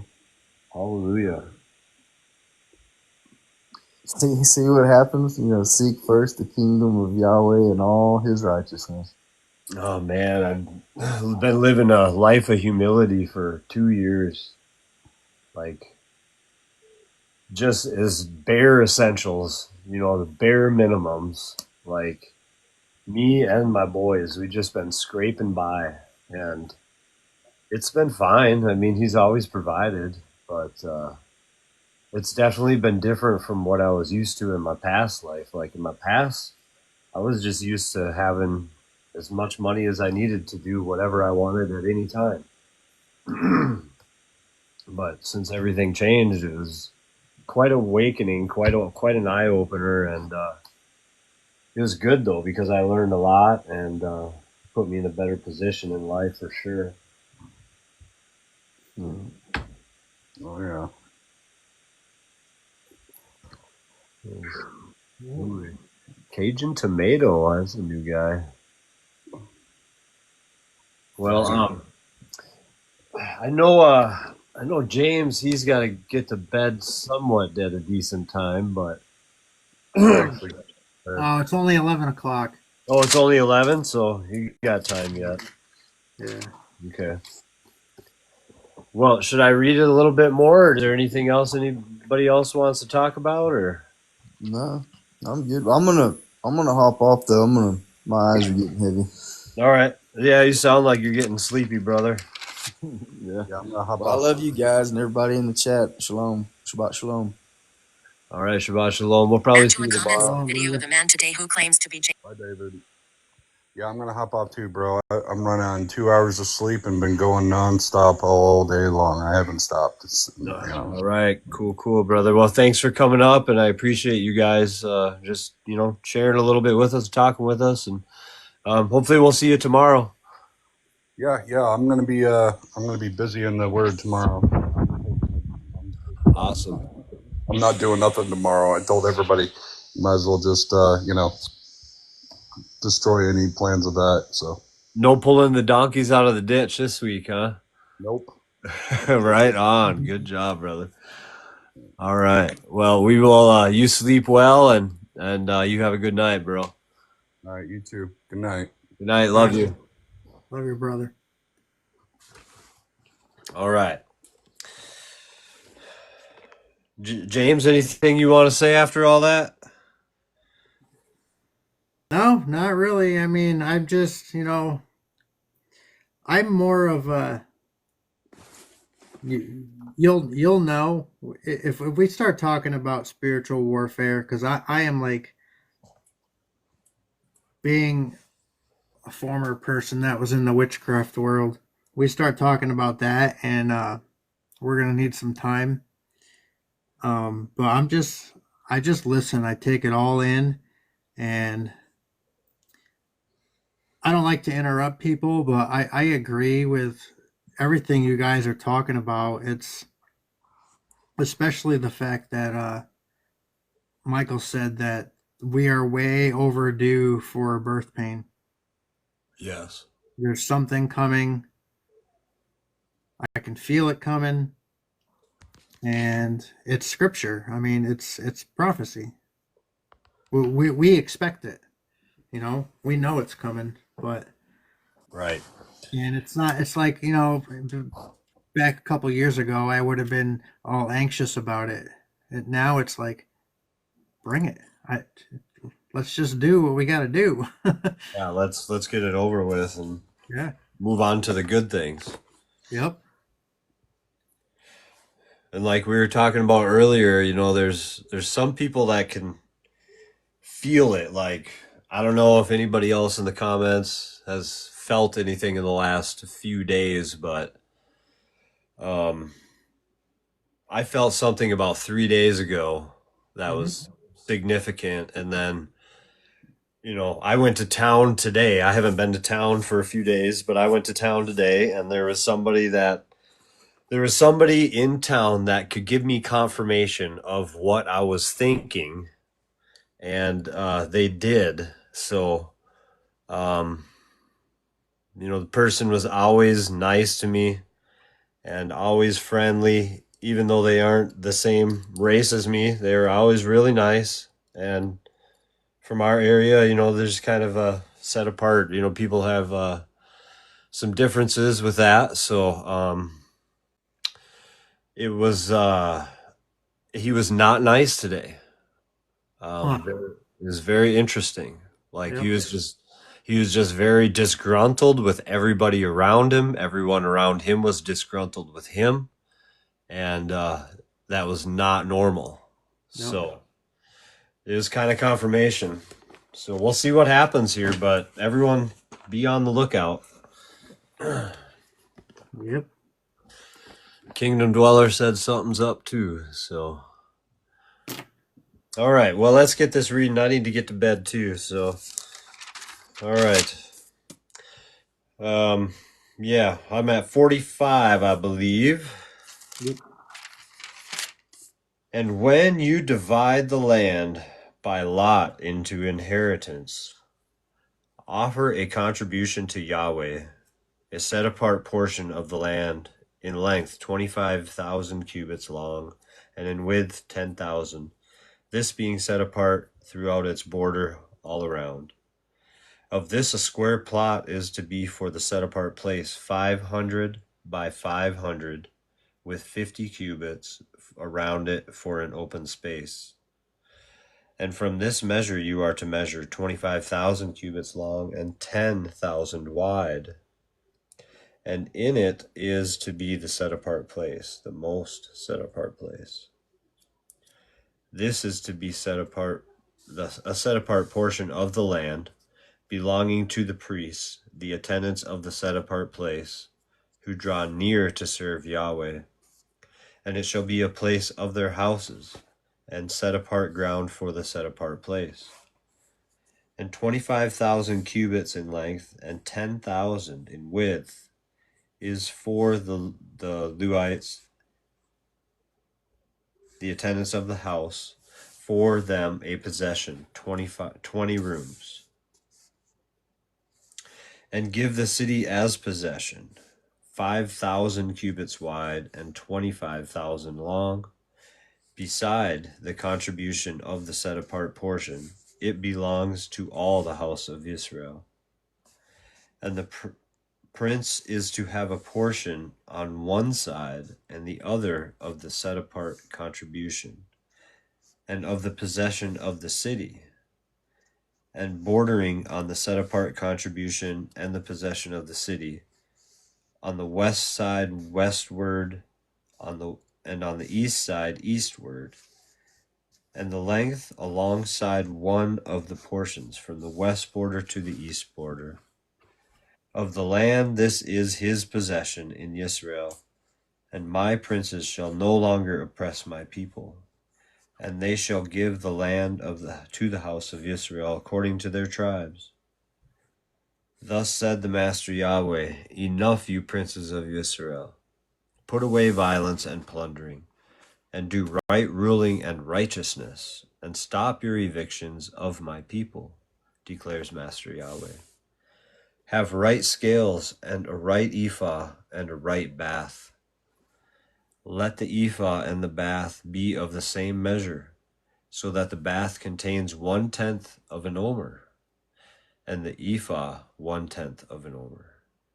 Let their measure be according to the omer, and the shekel is 20 gerahs.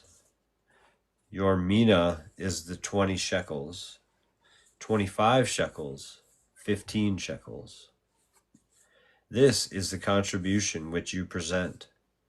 You shall give 1/6 of an ephah from a omer of wheat, and 1/6 of an ephah from a omer of barley.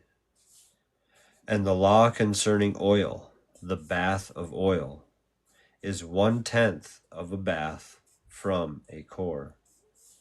A kor is a omer, or 10 baths, for 10 baths are a omer. And 1 lamb from a flock, from 200, from the watered pastures of Israel, for grain offerings and for an ascending offering, and for peace offerings, to make atonement for them, declares Master Yahweh. All the people of the land are to give this contribution to the prince in Israel. And on the prince are the ascending offerings, and the grain offerings, and the drink offerings, at the festival, the new moons, the Sabbaths, in all the appointed times of the house of Israel. He is to prepare the sin offering, and the grain offering, and the ascending offering, and the peace offerings, to make atonement for the house of Israel. Thus said Master Yahweh, in the first month, and on the first of the new moon, you are to take a young bull, a perfect one, and shall cleanse the set-apart place. And the priest shall take some of the blood of the sin offering, and put it on the doorposts of the house, on the 4 corners of the ledge of the slaughter place, and on the posts of the gate of the inner courtyard, and do the same on the 7th of the new moon, for anyone who makes a mistake or is foolish. And you shall make atonement for the house. In the first month, on the 14th day of the new moon, you have the Pesah, a festival of 7 days. Unleavened bread is eaten, and on that day the prince shall prepare for himself and for all the people of the land a bull for a sin offering. And during the 7 days of the festival, he prepares an ascending offering to Yahweh, 7 bulls and 7 rams, perfect ones, daily for 7 days, a male goat daily for a sin offering. And he prepares a grain offering for 1 ephah for each bull, and 1 ephah for each ram, together with a hin of oil for each ephah. In the 7th month, on the 15th day of the new moon, at the festivals, he prepares like these 7 days, as a sin offering, as the ascending offering, and as the grain offering, and as the oil. All right, and that's the end of 45. I can read 46 as well. All right. Thus said Master Yahweh, the gate of the inner courtyard facing east is shut the 6 days of work, but on the Sabbath it is opened, and on the day of the new moon it is opened.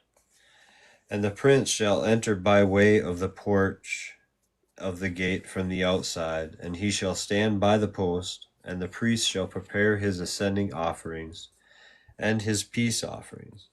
And he shall bow himself at the threshold of the gate, and shall go out, but the gate shall not shut until evening.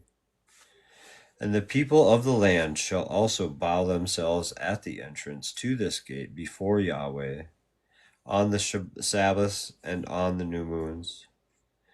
And the ascending offering which the prince brings to Yahweh on the Sabbath day is 6 lambs, perfect ones, and a ram and a perfect one. And the grain offering is 1 ephah for a ram. And the grain offering for the lambs is a gift of his hand, and a hin of oil for an ephah. And on the day of the new moon, a young bull, a perfect one, 6 lambs, and a ram, they should be perfect.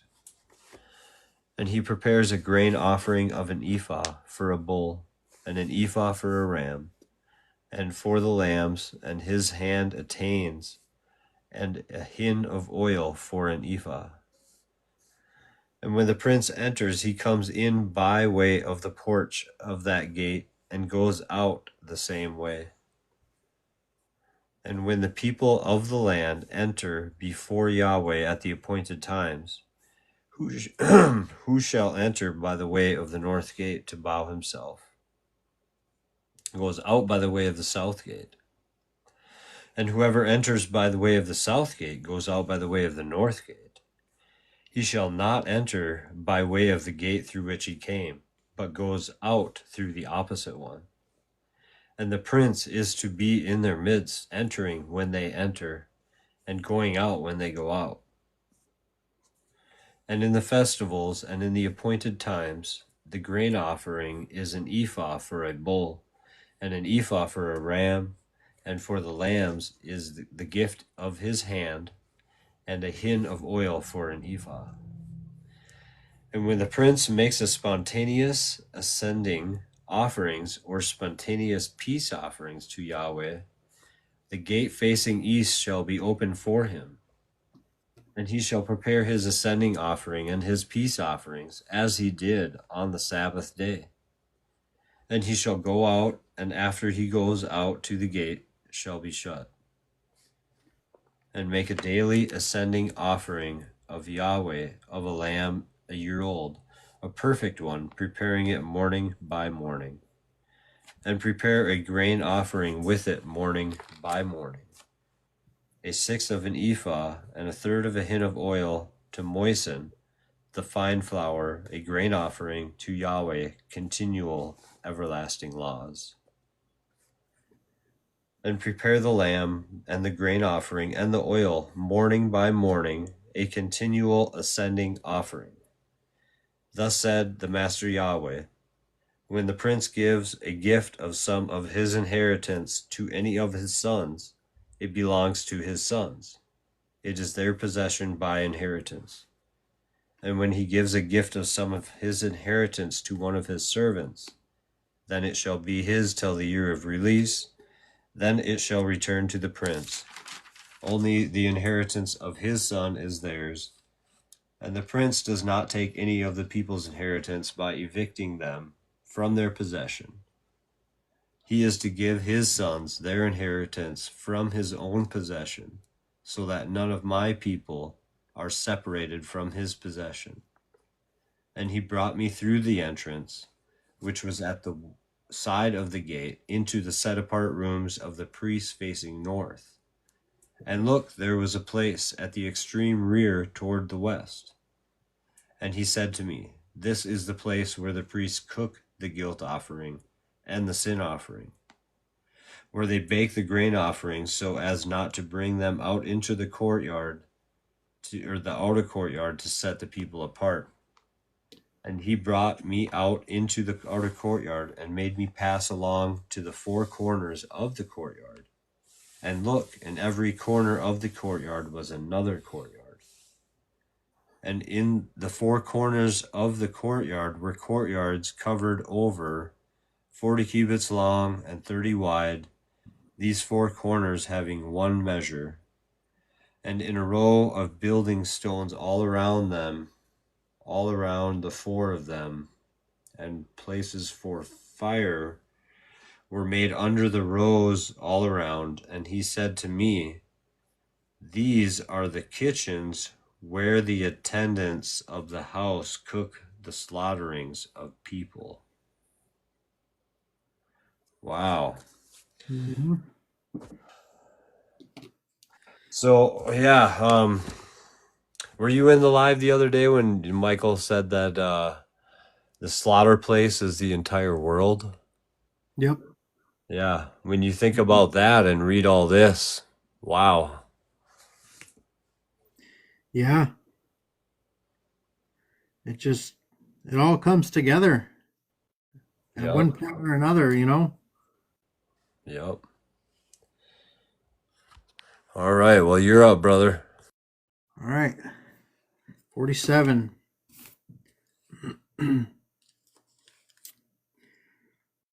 Then he brought me back to the door of the house, and behold, water was flowing from under the threshold of the house toward the east, for the house faced east. And the water was flowing down from under, from the right side of the house, from south of the altar. He brought me out by way of the north gate, and led me around on the outside to the outer gate by the way of the gate that faces east. And behold, water was trickling from the south side. When the man went out toward the east with a line in his hand, he measured 1,000 cubits, and he led me through the water, water reaching the ankles. Again he measured 1,000, and led me through the water, water reaching the knees. Again he measured 1,000, and led me through the water, water reaching the loins. Again he measured 1,000, and it was a river that I could not ford, for the water has risen, enough water to swim in, a river that could not be forded. He said to me, Son of man, have you seen this? Then he brought me back to the bank of the river.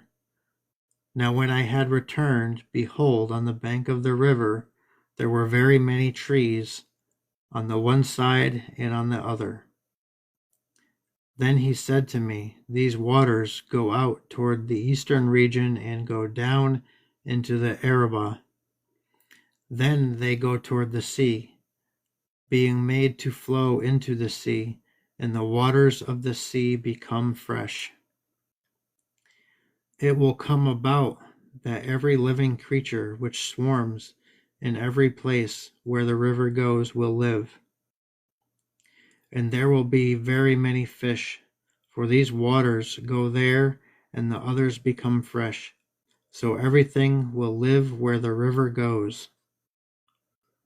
And it will come about that fishermen will stand beside it. From Engedi to Eneglaim, there will be a place for the spreading of nets. Their fish will be according to their kinds, like the fish of the great sea, very many. Wow, that's deep. But its swamps and marshes will not become fresh. They will be left for salt. By the river on its bank, on one side and on the other, will grow all kinds of trees for food. Their leaves will not wither, and their fruit will not fail. They will bear every month because their water flows from the sanctuary, and their fruit will be for food, and their leaves for healing. Thus says the Master Yahweh, this shall be the boundary by which you shall divide the land for an inheritance among the 12 tribes of Israel. Joseph shall have 2 portions. You shall divide it for an inheritance, each one equally with the other. For I swore to give it to your forefathers, and this land shall fall to you as an inheritance. This shall be the boundary of the land on the north side, from the great sea by the way of Hethlon to the entrance of Zedad. Hamath, Berotha, Sibraim, which is between the border of Damascus and the border of Hamath. Hazer Hadakon, which is by the border of Haran. The boundary shall extend from the sea of Hazar Enan at the border of Damascus, and on the north toward the north is the border of Hamath. This is the north side. The east side, from between Haran, Damascus, Gilead, and the land of Israel, shall be the Jordan. From the north border to the eastern sea you shall measure. This is the east side. The south side, toward the south, shall extend from Tamar as far as the waters of Meribath Kadesh, to the brook of Egypt, and to the great sea. This is the south side toward the south.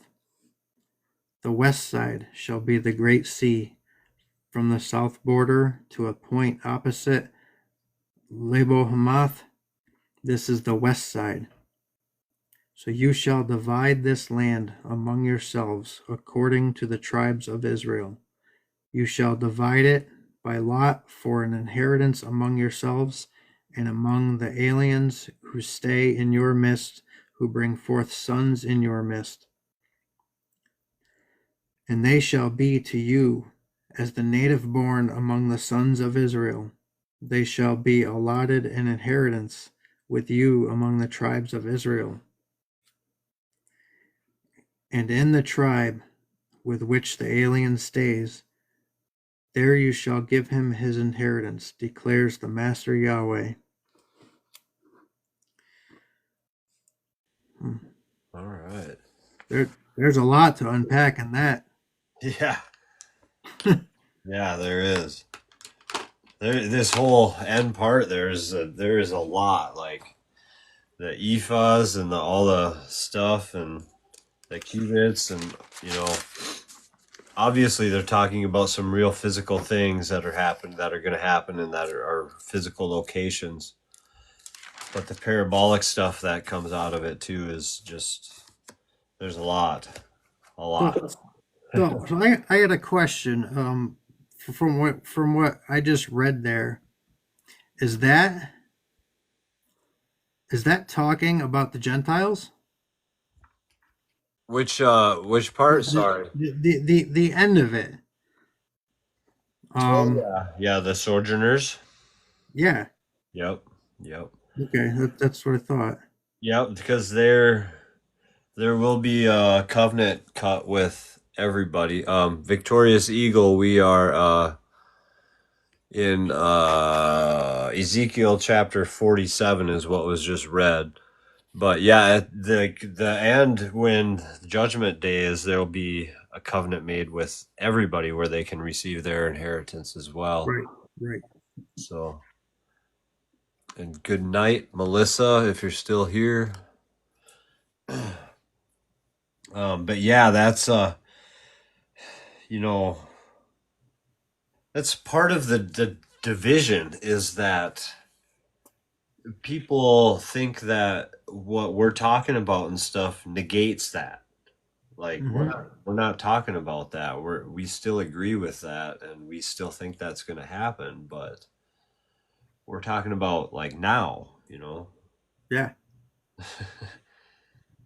So Yeah, all this stuff, it's prophecy of what's happening now. right.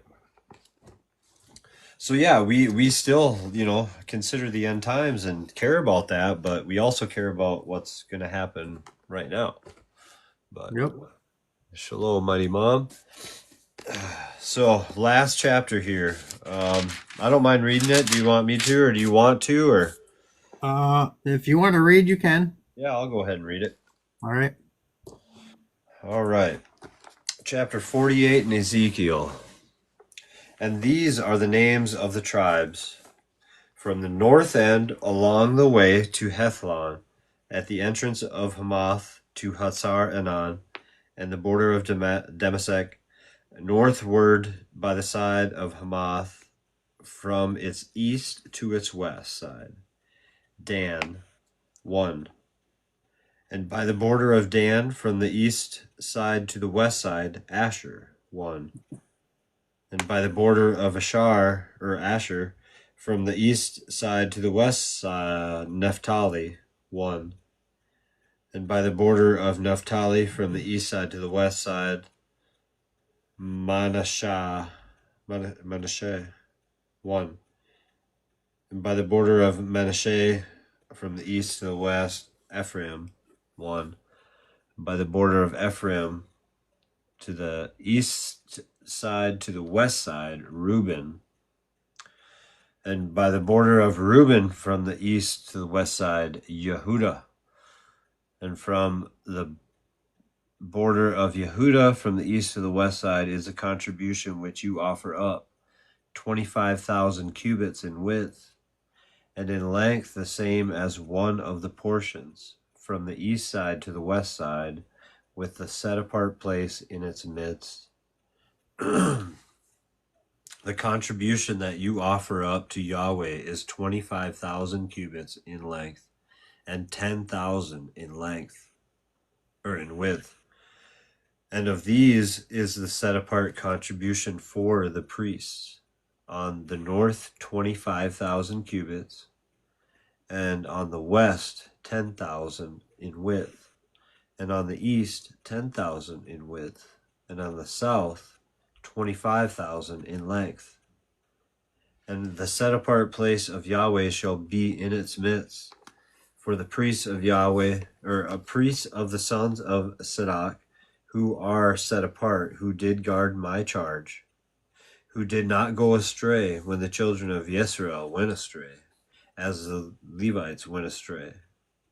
So this contribution shall be to them from the contribution of the land, a most set apart place by the border of the Levites.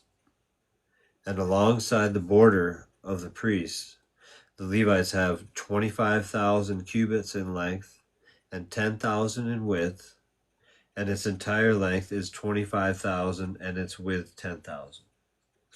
And they do not sell any of it, nor exchange it, nor transfer this best part of the land, for it is set apart to Yahweh. And the 5,000 cubits in width that is left, facing the 25,000, is for common use by the city, for dwellings and open land, and the city shall be in its midst. And these are its measurements. The north side, 4,500 cubits, and the south side, 4,500, and the east side, 4,500, and the west side, 4,500. And the open land of the city shall be to the north 250 cubits, and to the south 250, and to the east 250, and to the west 250.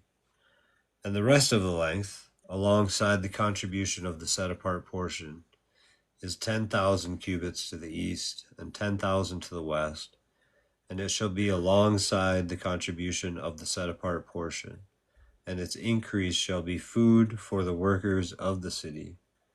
And the workers of the city, from all the tribes of Israel, shall till it. The entire contribution is 25,000 cubits by 25,000 cubits, foursquare.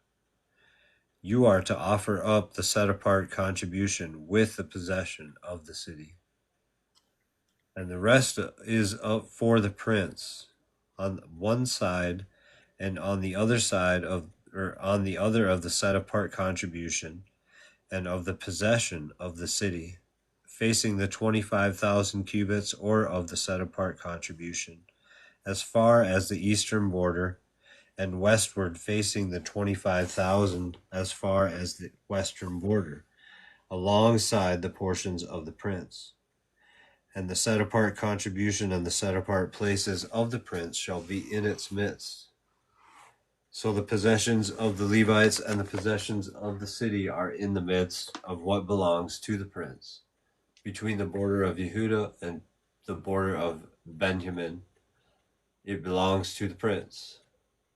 As for the rest of the tribes, from the east side to the west side, Benjamin won, and by the border of Benjamin, from the east side to the west side, Shimon won, and by the border of Shimon to the east to the west side, Issachar won, and by the border of Issachar from the east to the west side, Zebulun won, and by the border of Zebulun to the east to the west side, Gad won, and by the border of Gad on the south side to the east, south side to the toward the south, the border shall be from Tamar to the waters of Meribah by Kadesh, along the Wadi to the Great Sea.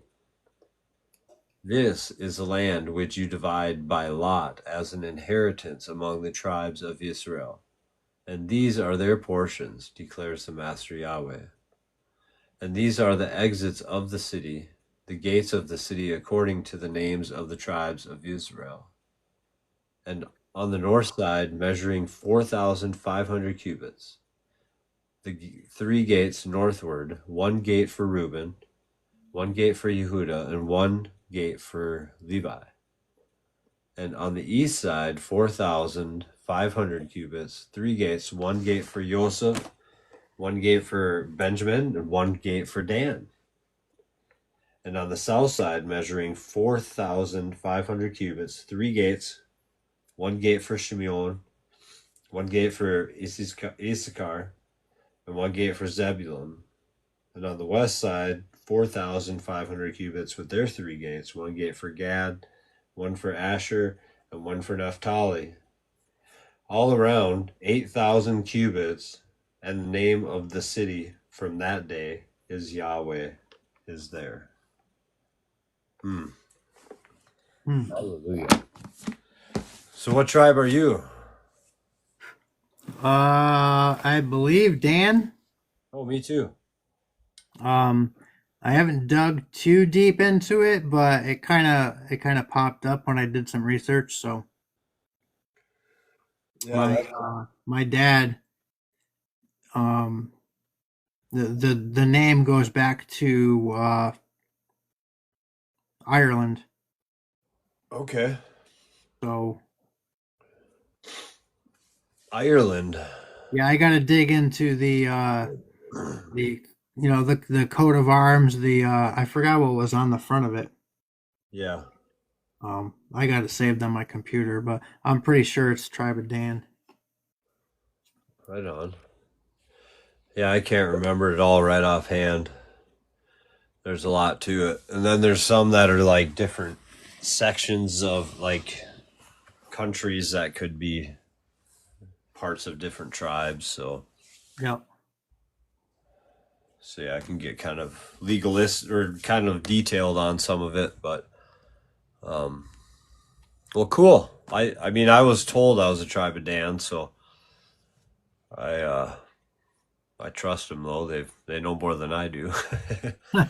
Yeah. But well, I think I'm gonna get off of here and get to sleep. I am exhausted as well now, and a lot to meditate on tonight and think about. And I'm hoping I can just get more than 6 hours of sleep tonight. Yeah, see on the Sabbath weekend, I don't set an alarm on Saturday. I fall off my schedule. Yeah, that's a good thing. But I don't have an alarm. Like I honestly don't set an alarm. Like even when I have my kids, like I'm up at 5:30 every morning, guaranteed. And and then I start getting ready and whatever. I wake the kids up about 6:30 and start getting them ready. yeah, So if I sleep into like 7 or 8 o'clock, that's awesome. I'm guaranteed I'm getting probably like 8 to 10 hours of sleep if I do that. yep, yep. But I hear you. I stay up way too late, but yeah, that's I usually get to bed pretty decent, but when I'm up late, it doesn't change the time I wake up in the morning. Usually that's a problem. yeah, I try to stick to a schedule, but um, being honest, owning your own business, you kind of make your own hours. And it's been slow lately because we just got done with the holidays. Not a lot of people are doing stuff. I'm still doing jobs that I booked months ago. I'm still catching up on those. So Yeah. I already have my schedule set. So when I'm not, like in the spring and summer, when I'm not doing something every day, I kind of fall off my schedule.